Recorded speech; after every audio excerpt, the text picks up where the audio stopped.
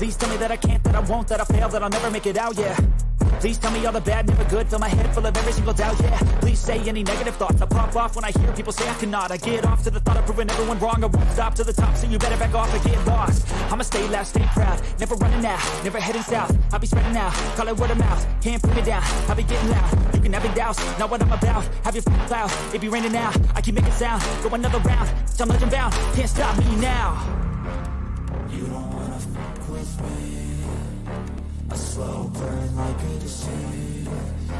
Just tell me that I can and I'll show you things that you couldn't believe. Just tell me that I can. Just tell me that I can. Just tell me that I can. Just tell me that I can.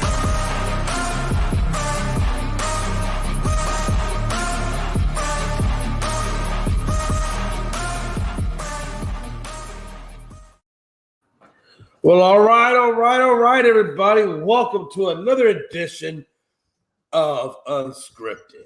Man, what a time to be alive. Lots and lots of things are going on in the sports world, and we're going to get to all of it. But you know what I need, Logan Landers? Do you know what I need? What do you need, Jay? I need more cowbell. Always got to have more cowbell. I need more cowbell, Logan. That's what I want. I want more cowbell. I was watching SNL today, and when Christopher Walken came in and he did his Mr. Dickinson impersonation, I was just like, I just want cowbell. Ain't nothing wrong with that on a Tuesday night. What a time to be alive, man. But, hey, in any event, man, how are you doing, brother? Hey, I'm doing good, man. Feeling good, recharged after we took off on Saturday and ready to recap the weekend and all that's transpired, man. It's a lot to talk about.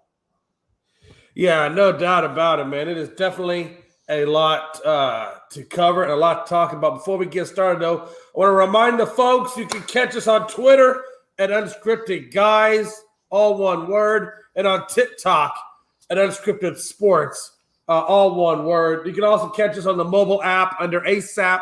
That's ASAP, ASAP Network. You can find us on Amazon, Google Play. We're affiliated now with BetUS or BetUs, so you can catch us there. But yeah, man, we're definitely branching out and doing well. And and with that set aside, let's go ahead and get this party started.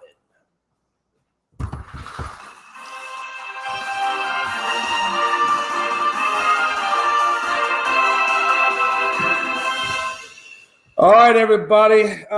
As you know, like Logan had hinted, man, there's a lot of things going on. So we got a lot of ground to cover. We'll try to get through as much of it as we can. Let's talk real quick. I know this is a little bit old, but let's talk Brandon Miller. Logan, I don't know if you caught it, man, but look, the dude had a gun supposedly in his car.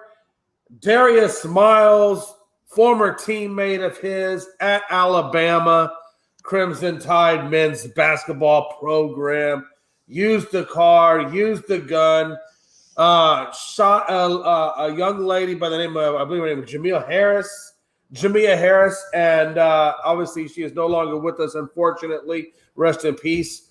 So he was charged. Miller has not been charged with the crime, even though it's his gun. He was not charged with the crime. And it is what it is. If he wasn't involved with it, the guy got his gun by accident, whatever the case may be, so be it. It is what it is.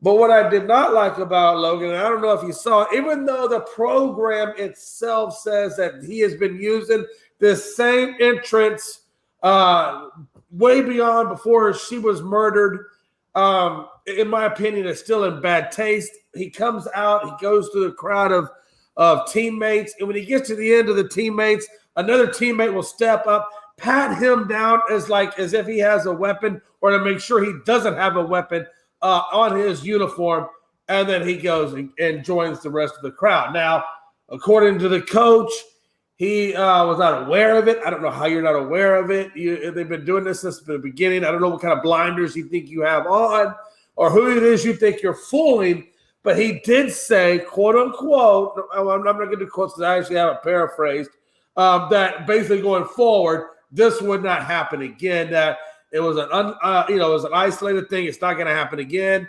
Well, we know it's not isolated because they know they've been doing this since the beginning of the year. But he tells everybody that this will no longer be an issue when this young man is introduced. Logan Landers, man, what do you make of this craziness? Yeah, it's obviously it's a lot that's been going around this Alabama basketball program this season. I mean, you mentioned these are two guys who were predicted to be top 10 picks. One of them still might be, just depending. This is I believe the number 2 team in the nation right now in college basketball. Right. And like you said, this had been going on all season, right? It's not like this is something they did just for this game. But like you said, the head coach came out. He said, look, this was in poor taste. It shouldn't have been done. And he basically said it won't happen again, which, I commend him for doing that. That's a good move on his part. And I'm sure the players will listen to that. But, you just got to think about it. It's not in good taste knowing that this young woman was killed and, a former teammate of his and whatnot was involved in that crime, when it did happen. Allegedly, we still got to throw that out there because it's still not written in the books quite yet. But, it's a rough situation all around, and that didn't make it any better, man. And, it's been an up and down. We thought it was going to be, Texas, Jay, your team. Yeah. Was tumultuous season with your head coach in the early part of the year, kind of. Getting in his trouble. But man, Alabama really has just kind of kicked into another gear here lately with just all of this craziness happening in the last month or so around the program. And we'll see how head coach, I believe Nate Oates is his name, how he can do heading into March. Because, March is tomorrow. And they are definitely going to be in March Madness. And this team represents the madness right now, Jay. Yeah, according to the head coach, that right now, since there's no crime or he's not charged with any crime, that they're going to go ahead and let him play. And he did have a hell of a game. I give him props. The man went out there and scored 41 damn points. But I'm gonna tell you, at the end of the day, man, I'm curious to see how this all plays out. And again, if these are all allegations, we don't know 100% the truth, so we can't speak on that part. But I will say this: if it is true. Jeez Louise, man. And if it's not, then I'm glad that he's not being admonished for something that he didn't have any knowledge of. So we'll wait and see how that plays out. But, man, we only got, 2 weeks after March Madness. So I don't think the attention is going to die down as we get closer. So hopefully I hope that this case gets resolved prior to March Madness. But, only time will tell. Switching to other gears, Nagy gets the offensive coordinator that was positioned with Kansas City that was vacated by Eric Bieniemy. This is his second stint with the Chiefs. He will be calling the plays. The last time he was there, he had Alex Smith. They didn't do too well in the first one. I think the second go around with Alex Smith, or I should say the second season with Alex Smith, they did get a little bit better. I think they were like 13th in scoring. Somewhere around there. 2016 and 2017, in that time frame, they had another jump. I think they got up to like 5th in yards. I think they were 6th in scoring. So towards right before Nagy left and got the head coaching job with the Bears, their offense was clicking well with Alex Smith. And of course, then Alex went on to go to Washington, and that's when Patrick Mahomes came in, and of course, that thus introduced Eric Bieniemy into the equation. But we all know that his tumultuous season out there with the Bears, I think he was right at about 500, 34-31. I think it was his final record as a head coach over there. But as you know, he had a losing season when he was fired. I think they were like 6-11 when he was fired. He does have a 2018 North title with the Bears, but I think we can all agree. I think if Mike Hughes was here, he would agree that Nagy was not the best candidate for that job. So now that he's back with the Chiefs under Andy Reid, Logan, how do you think they're going to fare next year, especially coming off that Super Bowl season? It's I think this is a classic case of someone who is probably better suited as a coordinator than they were as a head coach. You mentioned what he did back in Washington with Alex Smith a couple seasons ago. Right. mean, it wasn't like they were a powerhouse by any means, but also that wasn't the best team all around, right? I think that might have been a team with like Alex Smith, maybe Adrian Peterson. I mean, it wasn't the best team all around, but I mean, now he's going to a powerhouse, Jay. I mean, he's going to the champs with arguably, if not one of, for sure, a top 5 offense in the league. Oh, yeah.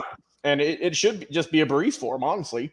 I mean, it should be as easy as just, all right, give Mahomes the ball, see what he can do, and that's about it pretty much. And, once in a while, get a little bit creative, throw your running backs and whatever in there. But, I mean, he went into a terrific, man, a phenomenal situation. Originally we had the argument of did Bill Belichick make Brady or did Brady make Bill Belichick? And, of course, I think we kind of got those answers played out before us as they went on.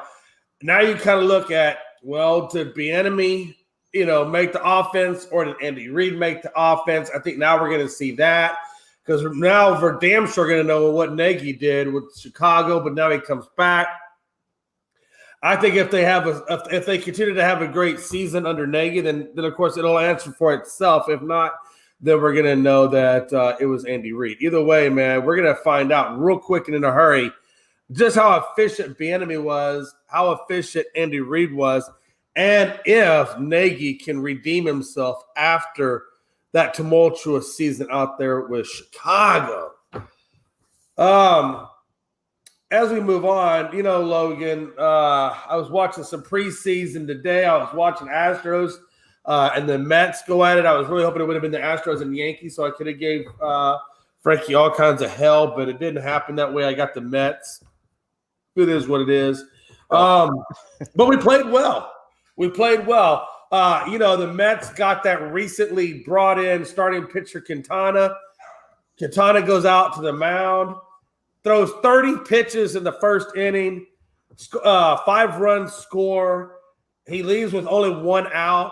Men are on, I believe, first and second, and then they go to their bullpen. Quintana didn't even make it out of the first damn inning, and this was a mixture of Abreu, Tucker, and a crap ton of minor leaguers in there tearing up Quintana. Man, I don't know if you caught the game, but. Again, this is spring training, but man, I just love the Astros are setting the tone number 1 on the Mets pretty early, Logan. But I don't know if you caught the game or not. But I thought no, I didn't catch the game, but I have been checking some box scores here and there. The Braves had a rough one, lost to the Yankees the other day. They lost 7-0, Jay, but then they came back nice last night or yesterday evening, I should say, and they beat the Blue Jays 7-0. They got that back. Strider and Fried pitched well. Pitched 2 innings a pop each. I think they struck out 5 in total. And then today I haven't been able to check the score. Let me get that for you real quick so I can see if they did indeed win today. They are I think 2-1-1 on the year. Because that is a little segue we're going to have for another topic dealing with, of course, the pitch clock and how it's harmed and also hurt and helped some teams. Okay, so the Braves did lose today. They lost 10-7 to Minnesota. So not a pitching duel at all. Definitely the bats were hitting today, man. Right. Hey, like I said, it's spring training. I don't put a whole lot of it's real thoughts into it. Yeah. And the only thing really I look forward to in spring training, Jay, is seeing the young guys. Unfortunately for the Braves, all the young guys are on the team right now. There's not that much left in the minor leagues. They done called all of them up. And also that everyone stays healthy, which unfortunately for the Braves, Mike Soroka, he had a slight setback, and then Gavin Lux, for the Dodgers, he's out for the year for his ACL, man, on a slide that looked pretty rough. How much more can that poor Dodgers organization take, man? They went through a lot, man. Jeez, man. Bro, I'm telling you right now, dude, I do not expect hardly anything at all, truthfully, from this Dodgers organization. They'll put up a little bit, but I'm not at all even concerned about meeting the Dodgers in the postseason. You know what I mean? There's so many. That's weird to say. And that is extremely weird to say, but kind of like what you're talking about, so the pitch clock really works more, I think, in the pitcher's favor than it does in the hitter's favor in the terms of, you get a guy like Scherzer who, doesn't take a lot of time. He can usually get the pitch off relatively quickly. And he hadn't even got into anything yet, and the batter already steps into the batter's box. Scherzer's got like 14 seconds left on his pitch clock, and the batter can't step out of the batter's box. So Scherzer's just staring this dude down like, yeah, bro, I got you. Now you're going to have to wait on me, and you're probably going to get frozen on this first pitch. And, of course, he did. So, the pitch clock can really work in the pitcher's favor, but it can also go against them.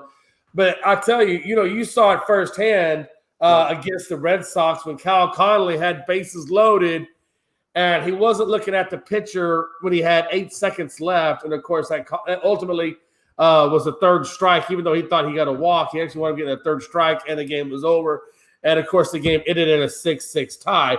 And I was trying to tell Gonzo the other day, I felt like hitters are going to have such a hard time because a hitter goes to a certain routine before every pitch. And those guys just don't have the amount of time to go through their routine anymore. I think you get one step out, and that's it. After that, the next step out results in a strike.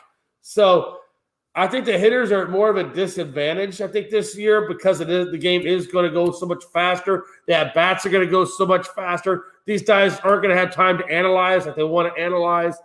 And the pitchers are going to have a lot of time, truthfully, because, again, when you got 20 seconds to deal with when they're on the mound, or I think you get 15 when they're not on men on base, for a pitcher, he's already ready. He's got the ball. He's just waiting for the batter at that point. He's already thinking about what his pitch is going to be. He has a lot of time, honestly, to work with, whereas the batter only has, I think if it's up till the 8-second part on the pitch clock, and that's it. Then he's done.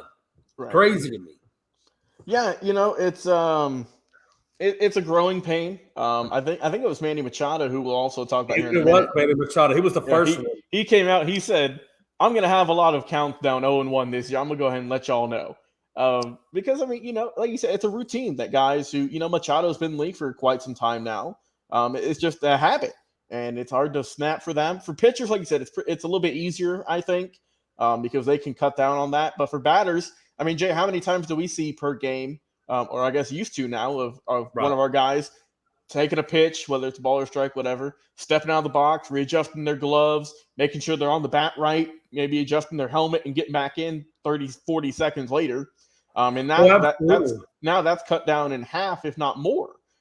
Which, to be honest, though, Jay, it has significantly shortened games in spring training, at least. I know games are, I think, averaging around 2.5 hours now, where they were a little bit over 3 last season. I think the shortest one I've seen so far is like 2 hours and 15 minutes, which is insane. But I'm excited to see how this goes in the regular season, though, man. Because once we can get out there, head to some ball games or whatever, and see how that goes, that's going to be interesting. But like I said, I think it's so far it's working well for the pitchers. For the batters, it's still a learning curve. And that's the thing too, man. Like, so the pitching clock was one issue that I saw they were having. Of course, if you look at the other issues, let's take the bases, for example. That's not really too much of an issue. I think a lot of people thought that having the bigger base was going to be an advantage for people who like to steal bases, like let's say a Lindor or whoever, is doing it on your team. And Lindor came out and said, look, man, it's like 0.01 of a help. It's like nothing there that's really going to make – it's not going to make as big of a difference as people think. I think it's more of a safety benefit to the fielder at second base or whoever, more so than it is to the guy trying to steal a base. But on the other hand, if you're in the shift mode, like the Astros have been heavily in the shift mode, and they take away the shift from you, well, now you got issues defensively because now you got a lot more ground to cover that you didn't normally have to cover beforehand because your center fielder didn't have to go, or your left fielder didn't have to go as far because normally the second baseman would kind of be that flex rover guy, in the outfield or partial outfield, partial infield, where he can field all that. Well, now you can't do that anymore. And the Astros, believe it or not, the Astros got warned today by the umpires telling them, hey, Watch out where your feet are. They got to be in the dirt, not on the grass. And I'm telling you, man, I think a lot of people are going to struggle a little bit with these rules as we get ready for the regular season. But I do think spring training will get them ready to go. You're still going to see some odd issues happen every now and then because that's just the way it goes. But I think when they polled the batters and polled the positional players, asking them how they felt about the rules, some people liked it, but more often than not, the baseball players, the outfielders, the infielders, hated the rules, didn't think it was a work, thought it was a dumb idea. But again, Major League Baseball, I do not think has any intention of altering or doing away with any of these rules, Logan. And these guys are just going to have to adjust. Yeah, and also that there's a good comment by Anthony Price saying getting your stance ready will have an impact on your hitting. I mean, like we were saying, Anthony, it's just like a routine. I mean, I know when I used to play baseball, I would always go into my – Oh, shit, my bad. My bad, Logan. My mouth hit the wrong button. No, you're good, man. But no, as I was saying, when I used to play, I would always, in between pitches, I wouldn't really step out of the box, but I would go swing the bat a time or two, right? Get a little swing in there, and then get ready. But I mean, guys are going to have to just adjust to that, and I mean that's why it's called spring training. You have to train for the regular season. So you all say you guys played well. It's like the NFL season. I'm assuming you mean preseason. It doesn't mean anything. Yeah, and it doesn't. No. It does. Well, let's take that back for a minute. He's not wrong in what he's saying. Anthony Price is not wrong in what he's saying. But to a certain point, though, it does matter. These games do matter. And not so much for the guys that are actually going to make the team and be on the official roster, but for these guys that are trying to get that roster spot, or for these evaluators trying to find out, okay, what do we have to work with this season in terms of, hey, once the season starts, if somebody goes down to injury or whatever the case may be, what do I have to work with? Who can I bring up? Who's ready to come up if the need arises? And also they need to evaluate their top prospects to find out if there's a trade to be made. Who are they willing to trade? Who are they not willing to trade? So even though for the season coming up, Anthony Price is absolutely correct. These are just spring training games. It has no weight, no bearing, no nothing. But on the future of their farm system and evaluating talent and future possible star players for a team, these games are critical. So it depends on whose point of view, you're looking at as to whether or not, these games are pivotal or not pivotal, right? Right. Yep, you got it. What a time to be alive. He also says, get in your stand ready. Well, yeah, I think you just read that, Logan. I apologize. Yep. Yeah, you're absolutely right. You got to get to the mound quickly enough. That way it gives you time to, like you said, Logan, do what you got to do to get ready and then get in the box and do what you got to do. So. Yep. Moving on real quick, we talk about the Bucks win streak at 14 at this point. I think they play tonight, actually. Either tonight or tomorrow night. I want to say I'm pretty sure it's tonight that they play.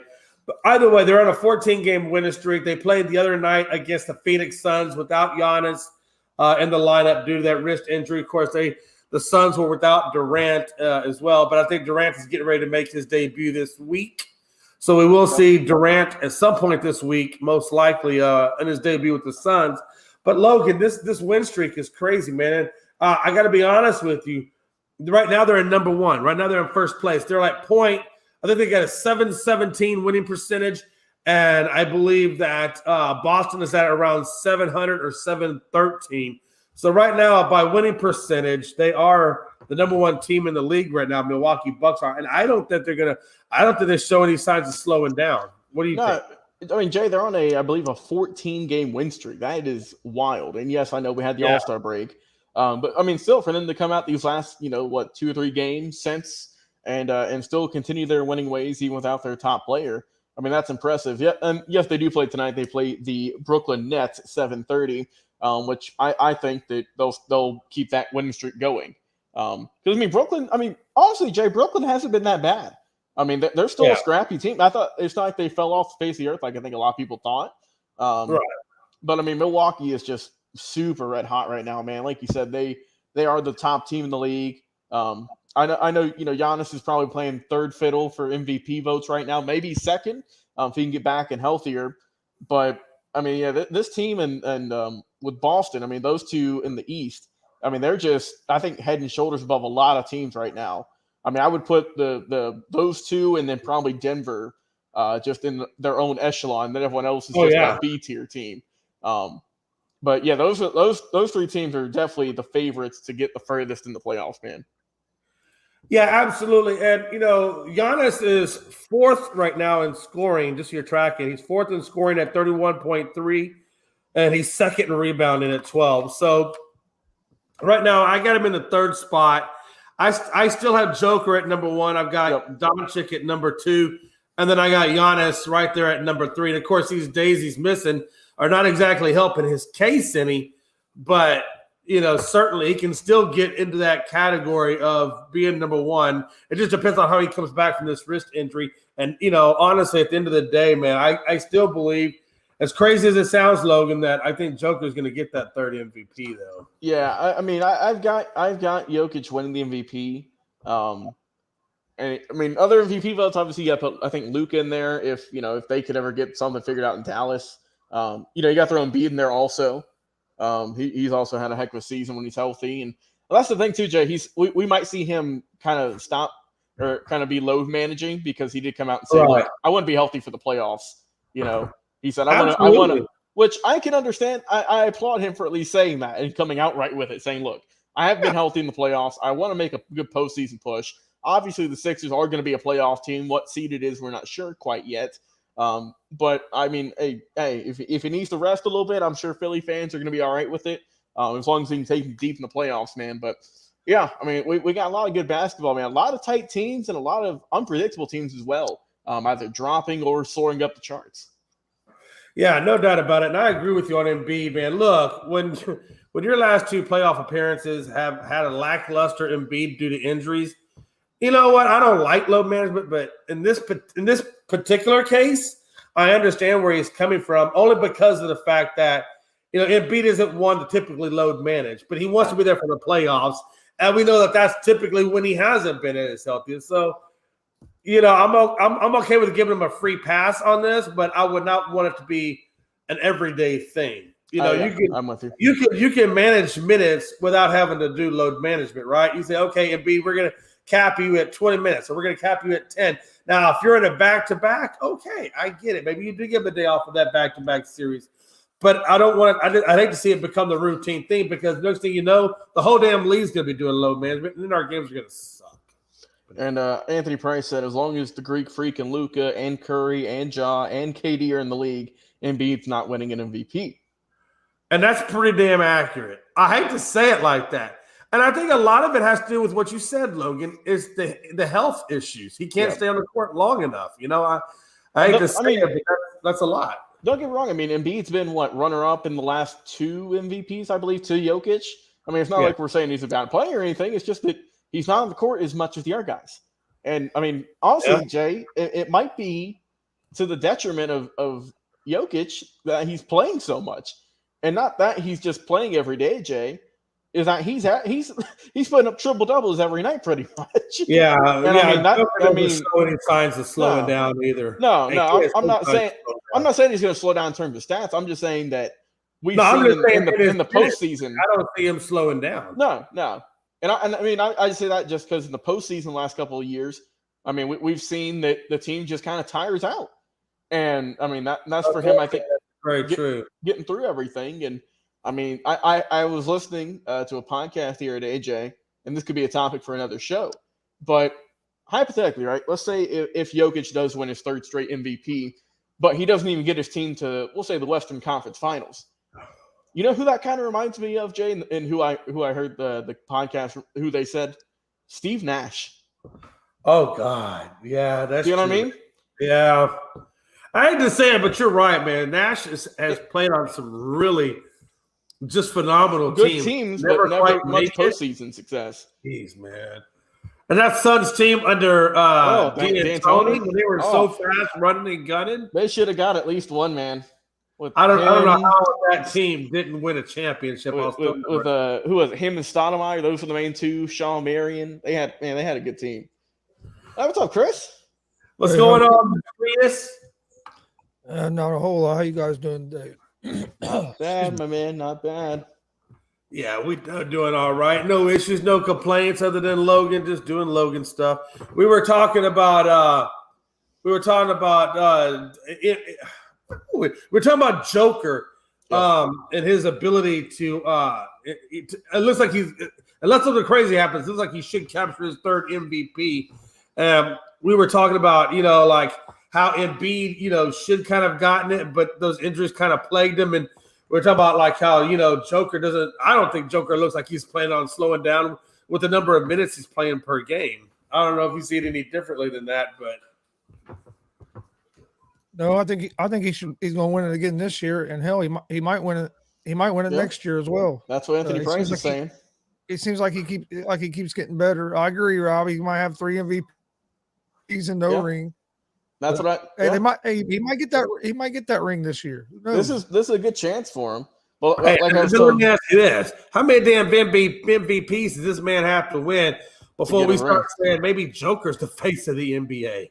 Yeah, that's not a bad comparison, man. Also, I'm just saying, like, if you got 3 damn MVPs back to back to back, at some point we got to stop saying that Luka's the future, and he is the future. Don't get me wrong, but before we can start talking, we got to look at the present. Give Joker his due props. Honestly. Also, Anthony, put your question in the comments, and we'll throw it up there for Gonzo. You said the Nuggets ain't winning no ring. Rob Scott, a salty Bulls fan. Hey, listen. Who are undefeated with Pat a lot of times I agree with Rob, but this is one that I'm going to have to stay away from because this Nuggets team is they're still looking pretty good there, Big Rob. I'm just saying, man. As long as Murray and as long as Porter, as long as those two are healthy, they got a legit shot this year. Well, that is it. They got to stay healthy, and that's the biggest thing. Chris, he had one question about the Colts. Anthony Price did. He said they might trade up to 1. I've already said many a times I think they're going to trade to 1. But how do you feel about that, Chris? Anthony, because they're effing stupid. Because what they're going to do, I'm trying to watch my language. But what they're going to do, they're going to trade up to number 1. They're going to draft freaking Will Levis. Yeah. Where if you really like Levis and you think he's the guy, you can get him before. Or hell, you probably could even move back a little bit in the first round if you wanted to get another pick and pick him up because he's not going to go at number 1 or number 2. So if that's who you're wanting, there's no reason to move up to number 1. Chris, if they draft Will Levis at number 1, that will be a reach of all reaches. Because oh my God, no, I agree. That's what's going to happen because I hear a lot of reports here around the Indianapolis area that the Colts love Levis. Oh, man. Got to get that strong white kid throwing the ball and also takes mayonnaise in his coffee. So, there you go. Hey, Rob, I understand what you're saying about the Nuggets and the Jazz being equal because they both are – but you also have to say that the Jazz have gone to their playoffs fully healthy. The Nuggets have never been fully healthy. Their 2 biggest supporting cast members are always hurt.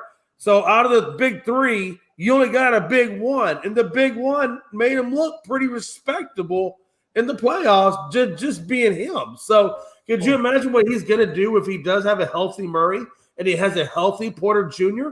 I'm just saying that's a pretty scary 3-headed monster. And I do understand what he's saying. No ring. How can that be the face? I agree with Rob. I agree with Rob on the point that Jokic isn't going to really get the respect that he probably deserves until he gets a ring. Oh, I agree with that too. No, I feel you. Yeah. He does deserve it. Just look at what he's done. He gets a ring, and then he said, if we give Jokic that excuse, you gotta give it to KD.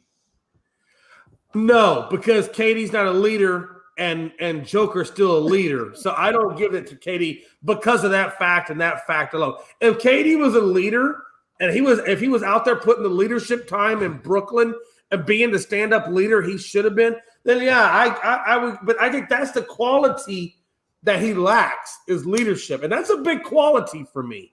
That's a big quality. Strong words from Jamie Glover. Hey, you know what I'm saying? Hey, speaking of respect, when I say respect, it's with the K and not a T. Jeez Louise, Damian Put Dollar. some respect on my name. Put some respect on it, man. 71 damn points. Now, albeit it did come against the Rockets, so we're going to have to take that with a grain of salt. But still, 71 damn points. They did get the win at 131-114. The man hit 13 damn three-pointers, set franchise and career highs for himself. He's the 8th player on the list that has gotten 70 points, and he's the oldest player to score 70 points as well at the age of 32. 32. And then there were 6 50-point games since he turned 30. So the man has got 6 50-point games since he turned 30.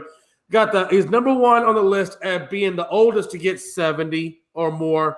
And then he's number 8th on the list of all time to score 70 points or more. How crazy is that for Damon? Time to put some respect on the name.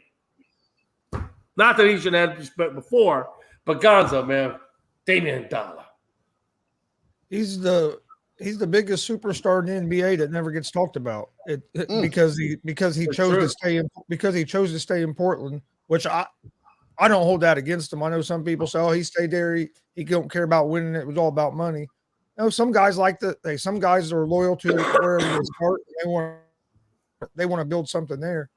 But the dude, I mean, he should get a lot more respect than what he gets, and he don't get it because he don't have the ring. Kind of like what Rob was saying about Jokic. I think that's Lillard's kind of in that same thing because he's never been able to get that ring.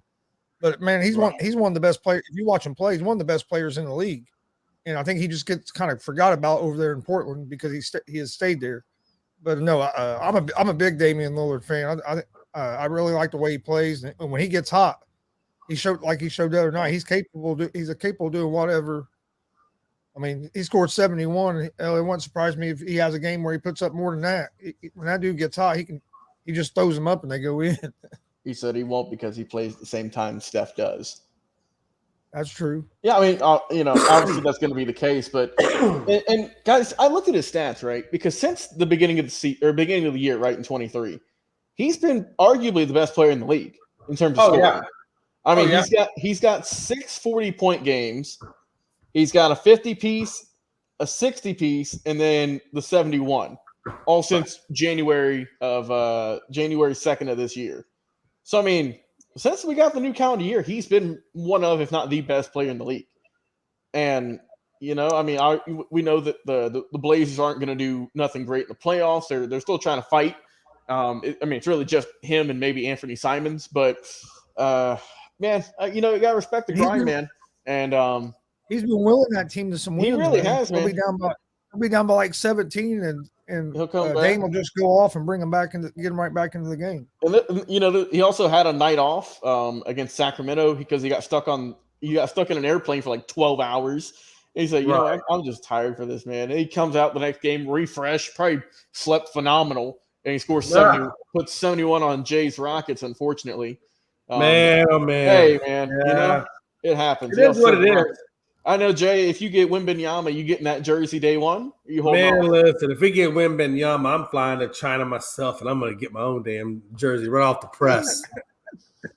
But for real, though, I want to kind of go back to, the reason why I feel like Dame hasn't gotten the respect or the talked about as much as he should have gotten is, number one, he's in Portland. Yeah. And that market in Portland, nobody gives a damn about. It's not flashy. Unless you're from Portland. Talk about it. Whereas Steph Curry is a flashy player. He's a flashy player. So we like that. We automatically get attracted to him because he's a flashy player. He's part of the Dub Nation. He's part of, all these different, entitlements that fans give him, right? Golden State's it's in California. It's a great market. I mean, there's a lot of reasons why we talk about stars and the way in which we talk about them, right? And Dame has just been in kind of a place where we just don't care or talk about much. And there's been nothing truly flashy about Damian Dollar. You know what I mean?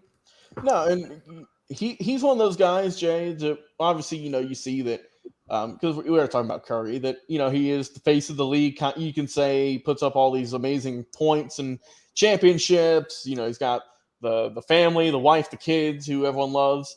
I mean, Damian does his thing. He's out in Portland. He loves it out there. He's got his fans. But he's just one of those guys, Jay. He's not as flashy. Obviously, he's got a good bit of charisma with his rap career. But he'll go in there, put his nose to the grindstone, man, and just grind every day, like he has been for what, 10 years now. I mean, it's commendable. He's one of the last true guys in the league who wants to just not leave and go to a big team, or get traded. I mean, how many years? Feels like 5 years now.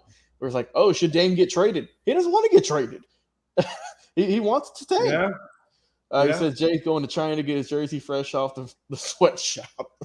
Hey, I'm not going to say that. That's what I was thinking. He's going straight to the sweatshop. That's Anthony Price's comment right there. Hey, listen. Hey, you can't change what you don't acknowledge, and we all know there's sweatshop factories in China. Come on. There's some little Chinese guy or woman making them jerseys, probably getting paid $2 an hour, and they're like, man, freaking Americans. I hate these freaking Americans. They know every damn thing in the world. They're just disgruntled people. I would be disgruntled too if I was getting paid $2 an hour. It is what it is. Man. We gotta get all that change, man. I'm tired of seeing stuff like the shoes, the jersey. Yeah. Oh, come on, man. We gotta do better than that. You can get a pair of Nike Air Jordans that are missing the A off of Air for half the price. I'm telling you, in Korea. He said, Rob Scott said the Rockets going to have the first pick in the draft for the next few years. They will always suck. What's interesting, though, is, and I'm listening to Rob, and Rob, you know what? That may be true. And again, I'm going to take you at your word because you are the master of teams that suck. So I would imagine that your opinion of my team probably carries a lot of weight because of that. So, okay, it is what it is. Moving on real quick, we'll talk a little Carson Wentz real fast. As you know, the Commanders have released him. We know that he has ties over there to Reich from his time in Philadelphia, again with the Colts, and then ultimately now.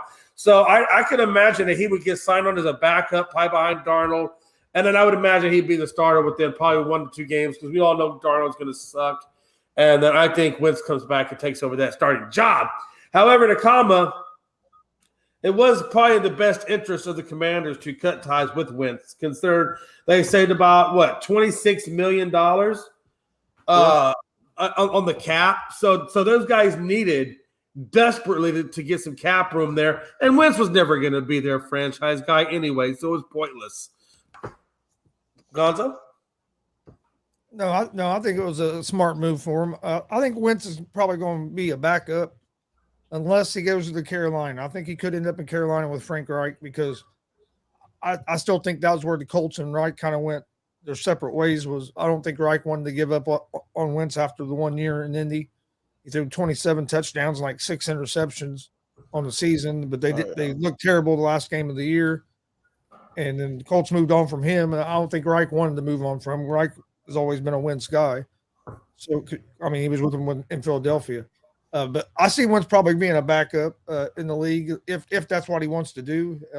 He could just walk away from the game. He's made I think close to $100 million or something in his career. So it's not like easily.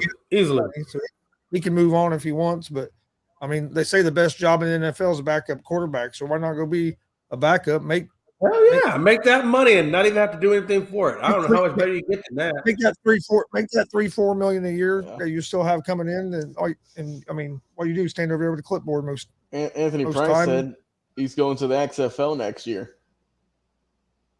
He could do that. If he still wants to be a starter. By the way, we starter. You go to the XFL. You go to the XFL. He can start in the XFL. Yeah, and if he plays well there, then it might earn himself another chance in the NFL to be a starter. I don't know. I'm not as sold that he goes. I'm not even sold he goes to Carolina. I wouldn't be surprised one bit if Wentz says, I'm done with football and hangs it up. Honestly, I don't see that. You don't think he walks? I still think he's got that. He's got that passion in him. I think he's still. I'll tell you what. I think Indy's the best place for him. He played his best. Going back. Chris don't want him back. Man, I don't know. Chris will leave the show forever.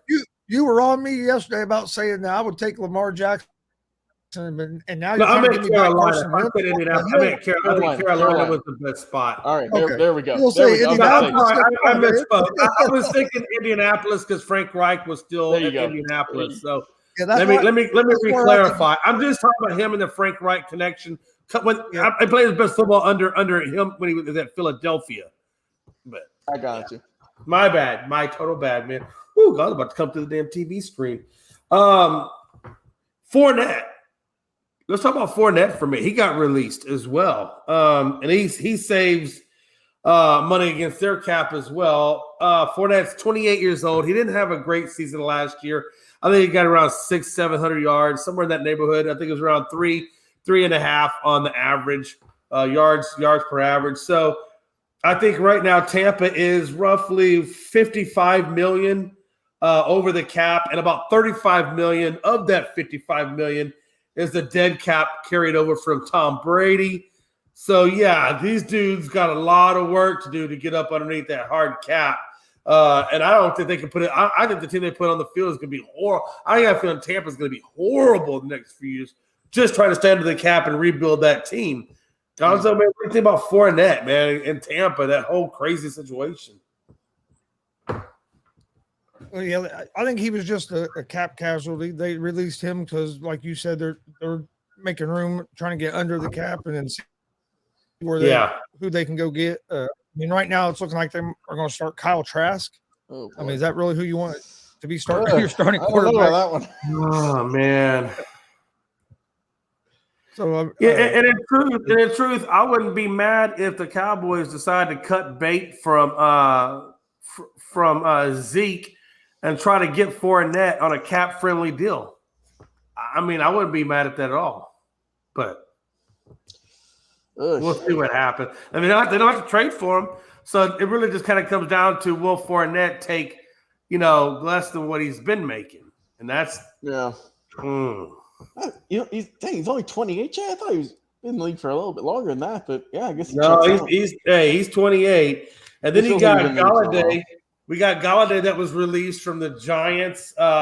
He saves about $6.7 million on their cap. Where do you see Galladay going from here? Does he get picked up by anybody, or he gets a cheap deal? That's all I know. I don't know where, Jay, because who wants him? I mean, what has he done? Yeah. What has he done the last few seasons? Blocked?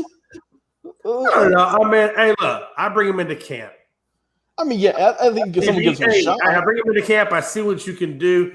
If you look like you can, if you look like you got some speed in you, or if you look like you can run the route still, because sometimes change of pace can change a person. You know what I mean? Sometimes you need that change of scenery to redeem your career. Again, I'm giving him vet minimum 1 year, prove it. Come into camp. Let's see what you got. See if you can make it work. But you're not going to get that big payday you think you're going to get. Anthony Price says Galladay to Cowboys. But again, I want to reemphasize that the only way I take a flyer on him is, number one, an approve it deal with escalator clauses. So he's going to have to meet benchmarks if he wants to get paid. That's just the way I structure that deal. Gonzo, man, what do you think about Galladay, man? Does he wind up with anybody at all at this point, or is he just done? I think Galladay is going to end up in the XFL. Along with Martavis Bryant and whoever the hell else is over there. Josh Gordon. But I think he's going to end up there and proving that he can still play. I mean, the Giants was paying him a lot of money, and for some reason keeping him on the sideline even when he was healthy. I mean, so that makes a big statement about how a team feels about you. You're healthy, but they're still not playing you. But they're cutting your ass. You good. So I don't know if any of these other teams are really going to take a chance on him, because they're not. I don't think you don't know what you're going to get. I mean, absolutely. Before he went to New York, he looked like he was an up and coming receiver in the league, and then he gets to the Giants, and then gets what the Giants does nothing. Then they, like I said, they pay you to stand on the sidelines. So I wouldn't be surprised if you don't see him maybe end up in the XFL or something like that, and kind of proving what he has left, and then maybe getting another shot after that. No, absolutely. I definitely agree with you. You know, Logan, the last one that I know that was cut that's kind of interesting is Mariota was cut by the Falcons. No surprise there, I don't think. I think they know that I guess either Riddler's going to be the deal or maybe they're going to make now a move on Lamar Jackson since they don't have Mariota standing in the way. But how do you see that playing out? And where do you think Mariota goes? Or is he done? I don't know, man. Mariota might be cooked. I mean, he was a starter for half the year. He obviously didn't look good at all. Then we hear the locker room issues he had with what was it like a fake injury or whatever, or just it was something not good. Whatever. I know what you're talking about. That had me baffled too. Yeah, it was rough. I mean, I feel like he might get like obviously I don't think he'll be a starter again. That was his last shot to prove it. Right. And then I think he'll play 12, 13 games, give or take. Didn't look that hot. I mean, the Falcons were right at 500, give or take, right around that mark, with him at the helm. And I mean, I think he'll go somewhere as a backup, but I think his days as a starter are done for. Yeah, last thing I want to hit real quick, Lonzo Ball. God, boy, I tell you what, the Ball brothers cannot stay healthy to save their damn lives. LeVar must be just turning over in his grave, knowing that his Triple B product. They're both gone. Bro, those $456 shoes that never saw the light of day. They saw preseason. Now he's going to have to wait for grandchildren to see if he can get some grandbaby balls up in the league. God, what a time to be grandbaby. I mean, I know Lonzo's got a kid. He's got some grand balling. Lonzo's got a kid. We need to put that on a T-shirt, Jay. There we go. Hey, man, but both grand balls. And here's the thing, too, man. And let me ask you this. So he fractures his right ankle, Gonzo. Yep. You know, and correct me if I'm wrong. I don't know if it was the right or the left, but didn't right. Yeah. Didn't Lonzo Lonzo had the knee. Yeah, Lonzo had the knee. LaMelo had the ankle. Let me ask you this. You see how long it's taken LaMelo to even think about. Of course, we all know that some of that was probably induced by the surgeon that operated on him. Now that they're starting to see some issues there. But LaMelo Ball, man, is he, what? Again, it's only a fractured ankle. People come back from that. But do you think it hampers him at all? I mean, obviously he's out for the season, no doubt about it. He's out for the season. The Hornets aren't doing nothing anyways. I mean, yeah. I didn't expect them to be good, but I kind of expect them to be a little bit better with him. But, I mean, he's had a couple of ankle injuries this year. Obviously not a fracture up till now, but he has had a couple of issues.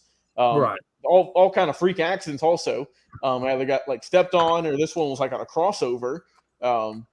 And, just hit the wrong way, and now he's done for the year. And we know that Lonzo hadn't even touched the court this year for Chicago out there with Rob Scott. So yeah, man, it's just it's tough out there for the Ball brothers, and hopefully they can get back and healthy next year, man. Because I mean, when they're playing good, they are a good set of players. Obviously, LaMelo's a phenomenal offensive star. Lonzo's kind of developed into a good two-way player, and hate to see him out for the rest of the year, but I mean, both teams ain't doing much, so we're not going to miss them a whole lot, and hopefully, he can get back to good in 23. Lakers. Oh, correction. Gonzo. I'm sorry, I didn't mean to skip you, man.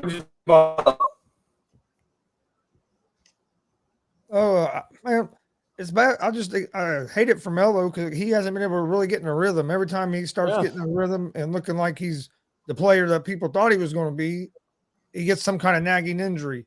It's never been a really serious injury till now. I mean, with the fracture, but he's always had either a nagging ankle sprain or it just seems like there's always something that's kind of slowed his momentum down. But when he's healthy, man, he can be a weapon out there on the court. I think he'll make a comeback. But on an injury like that, it can take you a couple years as well. Because, I mean, you get back, but then it can take you a year being back just to get comfortable and start trusting that ankle that you can make the movements that you want to make and it's going to hold up and that you're not going to have problems. And you got to get that trust back. And that can take time. Yeah. Ankles, knees, and backs, man. I'm telling you, man, all three of them are just incredible, hard, difficult injuries to regain trust in. More so the ankle and the knee. But yeah. Speaking of backs, they took the stitches out of my back this morning. About damn time. Did they get the results back from your biopsy? Yeah, everything was good. All right, there we go. You like to see it. All right, boy Gonzo. Man, we like to hear that, man. That's what we want to hear. All right, Jay. How do we come off some good news like that? Lakers on the rise. Oh, they kind of Lakers on the rise, man. Look, they're playing right now against Memphis. They're down by one. You had a were in there, Lakers. Yeah, just like eggs out just take out the and put were. It said the Lakers on the right. What I mean? You can put a were in there because LeBron's out for a minute. Yeah, take out the R. Yeah, just hey, roll with it, damn it. Roll with I know. I feel like that some of bitches in there. Okay, this is improv. Can we do some improv for a minute, please? Damn. That's what we're doing. Hey, Jay, I knew what you meant. I knew what you meant. Fuck off, man. Everybody gotta be a damn critic, man. Damn, the dude gets his stitches out of his a-hole, and all of a sudden he just wants to give everybody shit. Oh my god. No, Lakers. But hey, before I get completely off, because you guys know how I am, let me regain my focus. Lakers are on the rise. They're in the 11th spot right now. They're actually up by a point. They're still a first quarter. But again, 29-32, man. Look, they're right there at the cusp of getting into this play-in, and they play some pretty good teams, and they've beaten some pretty good teams. They played the Mavs. They got them 111-108. They got the Warriors 124-111, and they got the Pelicans 120-102.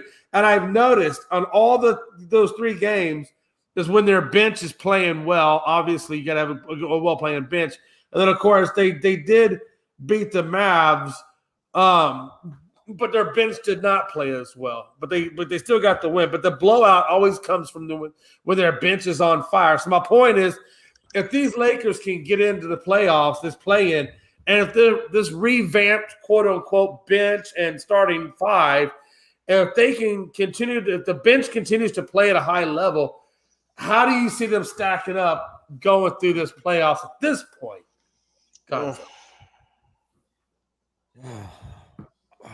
I'm going to be surprised. I'm going to be surprised if they make the play-in. Now you're lost LeBron for sounds like at least 2 weeks. Right. That could be 5-6 games, and you only have maybe 15 to 20 games left in the season, and they're going to have to win. Quite a few of those games to just get into the play-in. And losing LeBron, I don't trust Anthony Davis to be to stay healthy or to step up and be the leader without LeBron being there. So, and I do think they're in a better situation now. I think they did make some good moves there at the trade deadline and got some better pieces for that team. But I think it was a little too late. And now with the injuries piling on, I'd be surprised if they make the play-in. Yeah, that's a good point. And I didn't take that into consideration. You're right. With that foot injury, that does put a huge damper. Logan, at this point, what are we doing with this Lakers team, man? Yeah. They can't stay healthy. We know both the big stars can't stay healthy. So, it all depends on Anthony Davis, I think. Because we saw whenever he was looking good early in the year. He was an early runner, right, for MVP candidates as much as he was putting up. In that win they had against Dallas when they came back down, 26, 27, he had 30 and 15 and 5 blocks. He had a really good night, and they just need him to stay healthy throughout this stretch here if they want to keep it rolling. And like you said, I think the additions they made at the trade deadline have already made this team look a lot better. With Beasley, especially with sometimes he can be hot, sometimes not so much. Vanderbilt he plays some good defense, which they also desperately need. But like I said, it just depends on the health of Davis, how he can perform as the number one guy these next few weeks before LeBron does come back. Right. And like I said, LeBron, he's just, obviously he's in his 20th year. He's not young anymore. He's been hurt a good bit. He's really since he came to LA. Must be a Lakers. Hey, come on, come on, man. But no, I think the Lakers do end up sneaking into the playoffs. I think they will make it, but I don't think they're going to go in there red hot. I think they'll. Oh no, not a doubt, not a I doubt. think they'll be around the 500-ish mark going into the playoffs over the next few weeks. I think these guys made a lot of moves to try to make this team better, but at the end of the day, I still stand by what I said a while back, where I felt like this Lakers team is just a bust. Like, they've got to break it up. They've got to get rid of AD. They got to get rid of Bond. They got to bring in draft picks, and they need to rebuild organically and back to where they were. And it's not going to happen. I know as much as everybody loves AD and loves Braun and doesn't want to hear that, but I think at the end of the day, if you want to put a championship caliber team on the floor, one that can compete with the Suns and the Warriors and so forth, then they're going to have to cut bait of those two big stars, get those draft picks, and then start to reform. You know, I mean, we know Trae Young, for crying out loud, might even be on the market, depending on how it goes out there with Snyder. So I'm just saying, keep an open mind that there's other things out there than just having an old LeBron and an aging AD at this point on your hands. Let's talk real quick. Machado got paid the bag, man. The guy got 11 years, $350 million. If you don't know what that equates to, that's about $31.8 million per year, and he's 30 years old. Me and Gonzo, Logan, I know you've got to feel the same way. We felt 7 years would have been more appropriate. There's no way this guy makes it to 40. Not that he won't make it to 40, but at a good level, he won't make it that long. I think he tails off, but he is coming off his best season where he hit 298 with 32 home runs, and he was runner-up for National League MVP last year. So, I mean, he does deserve the bag, but my only thing with it is the number of years. And again, Soto is going to be a free agent in 2024. Keep that in mind as well. Gonzo. No, he definitely deserves the bag. I would agree with you. I was more around like the 7-year mark, maybe. Give him like a 7-year contract. Then you can always sign him to another contract if he's still playing at a high level.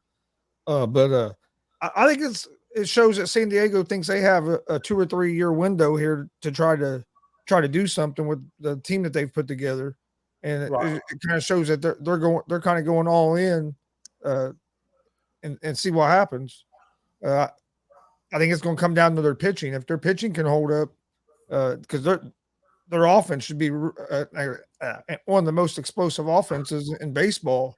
With Soto and Tatis and Machado. I mean, that's going to be a lineup that no pitcher's going to have fun trying to get through. So if their pitching can hold up, they could be a big threat. Yeah, and again, Anthony Price says 11 years. That's a slave years. I'll tell you, if a slave is getting paid $31.8 million a year, son of a bitch. Sign me up. Sign me up for that. If that's your idea of a slave year, then please sign me up for that. I'll give you $31.8 million. Hey, Jay, so much for him testing free agency, right? Oh, jeez. Well, he was actually in the middle of another 10-year deal that he basically, all he really did was he took the existing 10-year deal that he was on and renegotiated the amount per year. That's all he did. Yeah, I mean, hey, he got that money. Let's hope they get a championship out of it, or else this will be for nothing. Again. Right. I understood what he meant by that, Logan. Like when he was saying slavery, he's saying like, well, you locked him in for this, so you're locking him out of future revenue or future potential growth. But clearly that's not the case because you just saw him reevaluate his contract and get paid more. So, right. I tell you, I mean, I'm just saying. But anyway, I'm sorry, Logan, continue. Oh no, you're good, man. And yeah, like I said, big money from Machado. Tatis come back this year, hopefully healthy and not doing anything illegal. And Anthony Price said that's like being married for 11 years. Are you really happy? LOL, JK. Hey, I gotta be honest with you. Hey, I'm in year number 4 of my marriage, and I'm pretty damn happy. I don't know if she is, but I am. I mean, I'm pretty happy. I mean, I'm doing okay. But you still got 7 more years to go to get to 11. Jesus, man, that's 7-year itch. All right, let's go to this last topic. Nagy to get. You don't want to get started. Yeah, we talked about it in the beginning. Oh, yeah, we sure did. You know why? Because I didn't reorganize my notes when we did that. So that is my fault. Final thoughts. Woo! We made it. And only 4 minutes to spare, so Logan can't slap me around for a few minutes. So we're going to get to final thoughts. We'll go bottom to top. Logan, lead us off, brother. Yeah, Jay. Also, we got a little bit of news here. I just see kind of looking through ESPN. The Chicago Blackhawks, right? I know we were going to say we're going to use more hockey action. Oh, yeah. They traded Patrick Kane, their longtime franchise player, to the New York Rangers. So that went down today. Also, Gonzo, I know you're a big combat fighting fan. The UFC seems to have got rid or cut Darren Till from the roster. He is no longer on the active fighters page. And also, Jay, I know I said I was going to do it their week. I finally got around to doing it. This is the current episode of Unscripted, number 317. Damn, that's something. So that is my final thought right there. Wow. 317 and counting. Damn. Gotta write that number down. 317. Wow. Okay. Look at that. Chris, you got anything you wanna go out there? Your final thoughts? I'm sorry, I was writing it down. That's crazy. 317. Wow. Okay. I'm sorry. My final thoughts.